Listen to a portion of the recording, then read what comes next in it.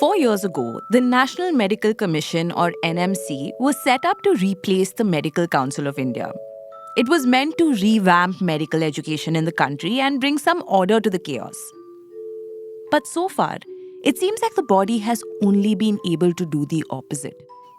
Between vacancies, a series of poor decisions, and a general lack of coordination, the laundry list of criticism from people in the medical fraternity is only getting longer. For instance, just this year, the Medical Assessment and Rating Board, which is one of the NMC's 4 autonomous boards, decided to approve 60 new medical colleges in the country. Now, straight off the bat, that sounds like a great decision. More medical colleges should be a good thing, right? Well, turns out it isn't really that straightforward. You see, people in the space say that this decision wasn't well thought out, particularly because 8 of these 60 colleges were in Maharashtra alone. Now, Maharashtra already has the third most medical colleges in the country. It's home to the highest number of doctors. So the doctor to population ratio here is way higher than the national average. People in the medical fraternity said that the Medical Assessment and Rating Board, or MARB, didn't quite think this decision through. But how could it? You see, critics of this decision will very quickly point out that the MARB, the body that grants permission for medical colleges, has been functioning without a president or full-time members. It also doesn't help that the tenure of the 2 part-time members of the board ended just a couple months ago. And this isn't just a MARB problem. The NMC has a major vacancy issue. And that, a lot of people in the fraternity believe, has led to some poorly thought out decisions, just like the Maharashtra example I just gave you. Let me give you a quick overview of how the NMC is structured. Like I mentioned a little while ago, it comprises 4 autonomous boards, MARB being one of them. Altogether, there are 19 key posts across these boards. Today, as things stand, only 9 posts are filled so far. 8 of those posts are held by part-time members who've already completed their tenures.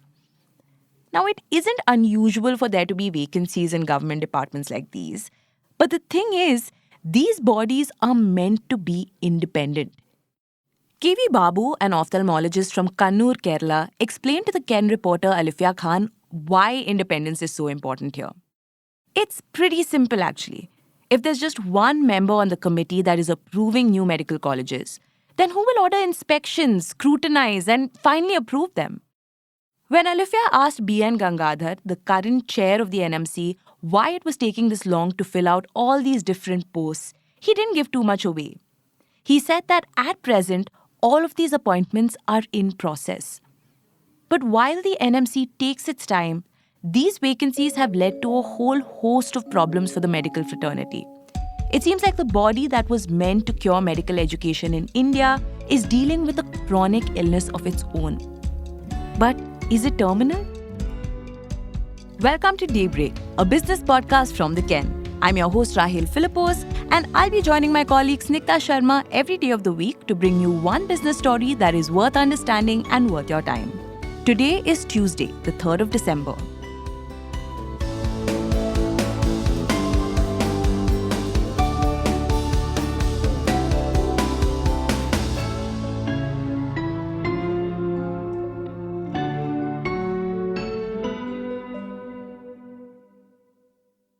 Since the primary role of the NMC is to regulate medical education, let's take a look at where things stand in that department. Well, Alifia spoke to multiple doctors and former NMC members, and the running concern among a lot of them is the rate at which the NMC is approving medical colleges and courses. Kiran Madhala, National Coordinator of the All India Federation of Government Doctors Association, pointed out that some states, particularly in South India, just don't need any more medical colleges. They have way more seats than required. Like in the case of Maharashtra, the doctor-to-population ratio is where it needs to be, or in some cases, even better than that. Yet, in 2024 alone, 5 southern states, Telangana, Andhra Pradesh, Karnataka, Tamil Nadu, and Kerala, got 12 new medical colleges. Now, apart from the fact that there are several other states that actually need more medical education, The big problem with setting up a bunch of new institutions is that there just isn't enough faculty to go around. In fact, Kiran said that what ends up happening is that the same faculty is rotated and shown on fake documents.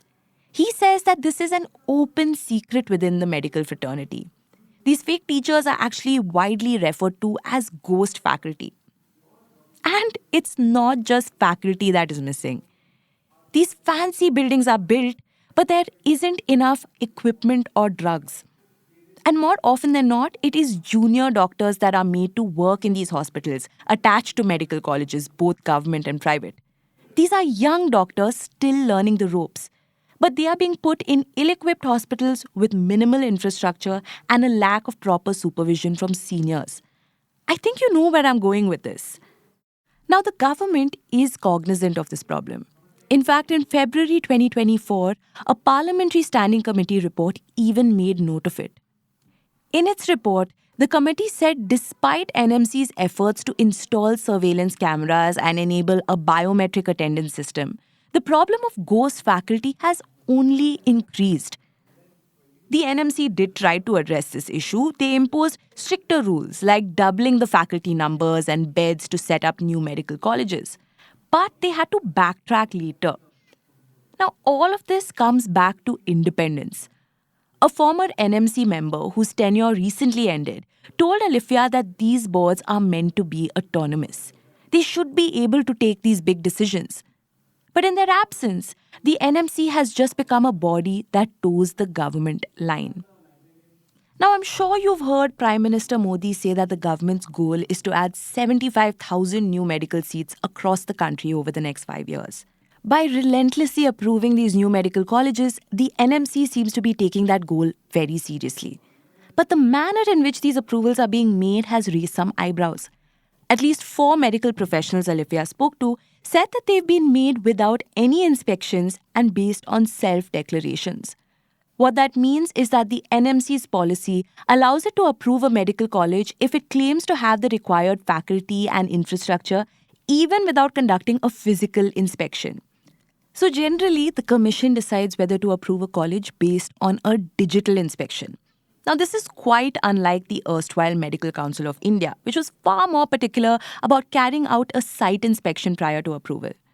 In the NMC's case, it may carry out one later, even in a couple years after said approval is granted. Now, that's a pretty risky bet from a student's perspective. Because hypothetically, it means that a college is given the green light without having proper infrastructure or faculty in place. Medical practitioners feel this is the result of a quantity over quality problem.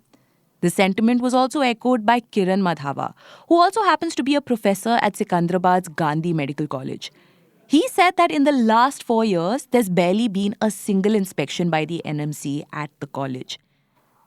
People in the know say that the fact that multiple roles are lying vacant does have a big role to play. But there's also the fact that the 4 boards that form the NMC don't seem to get along. 2 former NMC members told Alifia that there are some major discrepancies in the working of the boards. More on that in the next segment. In December 2023, a strongly worded letter was shot off to the Health Ministry by Vipul Agarwal, the former secretary of the NMC.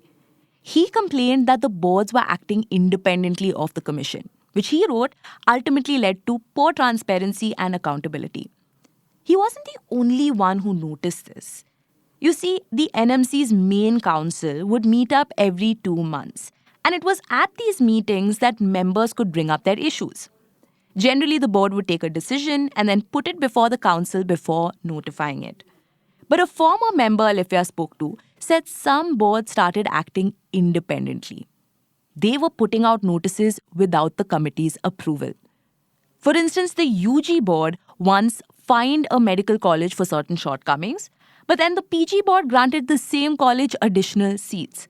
So these boards just did not seem to be in sync. When Alifia spoke to Gangadhar, the chair of the NMC, he said there wasn't really any infighting. But he did agree that the coordination between the boards could be made better. One of the other concerns among state-level medical professionals is that the NMC, unlike the Medical Council of India, had poor representation of states. You see, the former body had over 110 members. And generally, whichever state had more medical colleges, the larger would be its representation in the board. But the current NMC structure only allows a total of 33 members, which includes the presidents of its four boards, most of whom are nominated. Put simply, not more than 6 to 7 state medical councils get representation at the national level. What that means is that every state gets a representative only every 3 to 4 years. So, who then represents the concerns of the other states? As one of its former members puts it, it is a structural issue. And then on top of that, we have the vacancy issue. Typically, a vacancy in any of the NMC's boards has to be advertised at least 6 months before the sitting member's term expires. But that isn't always the case. Take the Ethics and Medical Registration Board, for instance.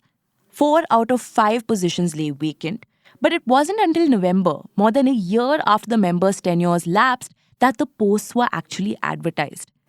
K.V. Babu, the ophthalmologist from Kannur, Kerala that we quoted earlier, also happens to be an RTI activist, and he made a very valid point. He said if a majority of the posts are vacant, who then will look into cases of professional misconduct of doctors? Babu has filed over 24 such applications with the NMC over its vacancies and other shortcomings in the last 2 years. But until these seats are filled, chaos becomes the new order for India's medical colleges.